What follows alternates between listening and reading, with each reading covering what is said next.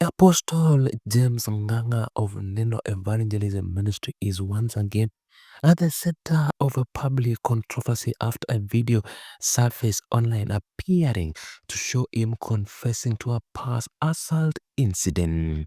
The undated clip, which quickly spread across social media platforms, captured the preacher addressing his congregation and recounting what happened to be a disturbing confession about an attack on a woman many years ago.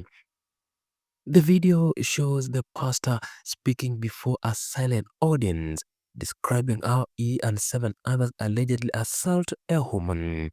The authenticity of the clip has not been verified, but its circulation has caused widespread outrage, with many Kenyans expressing disbelief and anger over the remarks. The context of the video drew strong condemnation from several public figures, including Nairobi Woman Representative Esther Passaris. She expressed shock over the preacher's word and called for the Directorate of Criminal Investigation DCI to immediately probe the matter.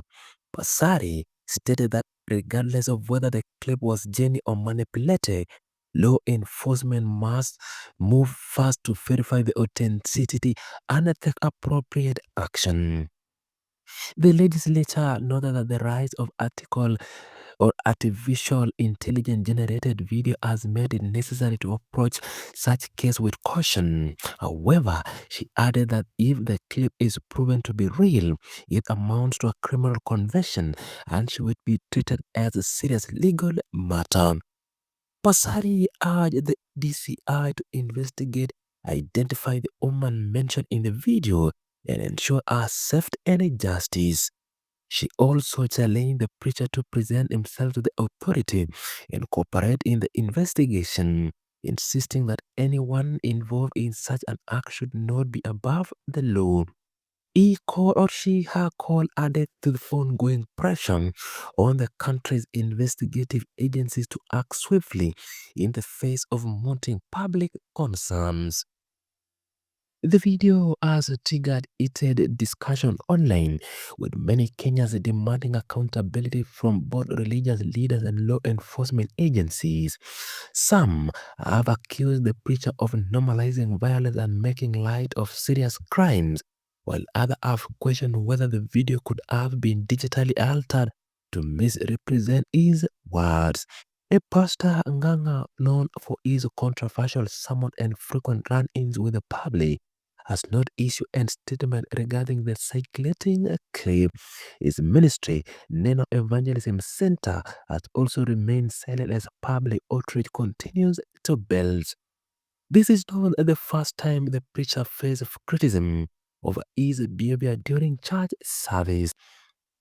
In April 2025, Nganga made headlines after a video showed him slapping a man during a Sunday service in Nairobi.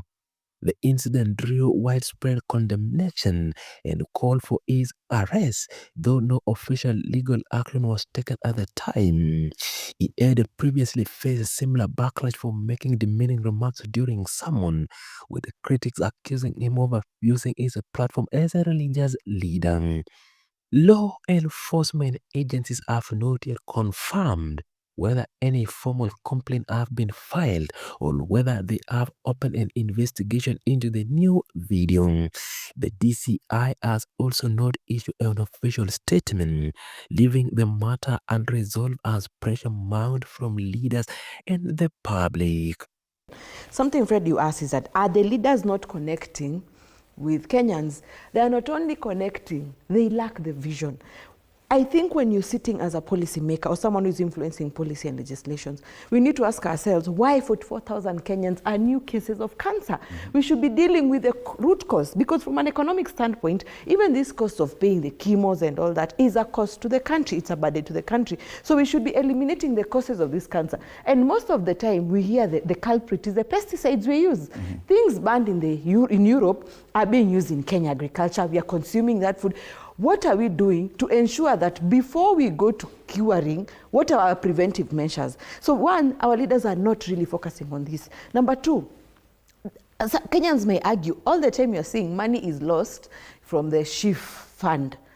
I think we need to eliminate that fund, the cookie jar, because we have sticky fingers. In this country, we have to accept the issue of corruption, bribery, loss of public funds. We will get new crop of leaders and they're going to stick their fingers in the cookie jar. How about removing even that fund? Let us remove that cookie jar. Let us even lower the cost of taxation on medical supplies. Let us even zero rate it or even exempt, so that there will be competition. We grow the medical sector, there will be competition. If Fred wants to open a hospital, the requirements are not as stringent. He can import what he wants. You, as a Kenyan, you choose where is affordable. When the demand for this thing is less than the supply, the cost will go down. So I think that is my perspective, because having the cookie jar already is a challenge. And we continue with the second phase. A former Rhodes Party presidential running mate, Justina Wamai, criticized the government for what she described as lack of vision and failure to connect with the reality facing ordinary Kenyans. Speaking during an interview on Morning Cave aired on TV47, Wamai said leaders have neglected crucial issues within the health sector, especially the rising number of cancer cases in the country. She questioned why Kenya continued to record about 44,000 new cancer patients every year, saying they should serve as a wake-up call for the policymakers to prioritize preventive health measures rather than concentrating only on treatment. According to Amai, the government needs to shift focus towards addressing the underlying cases of diseases through awareness campaign, earlier screening, and health lifestyle initiative. Wamai also faulted the new introduced social health insurance fund shift, describing it as a breeding ground for corruption and misuse of public funds. She said the program, which has intended to make healthcare more accessible, has instead turned into what she called cookie jug, where public money is lost through bribery and mismanagement. She added that too many people with vested interests were benefiting from the scheme at the expense of Kenyans who need affordable healthcare. The former deputy presidential candidate urged the government to eliminate SHIF altogether and establish a transparent system that ensures resources reach hospital and the patient directly. She argues that reforms in the health sector should be guided by intelligence, accountability, and effectiveness rather than political slogans.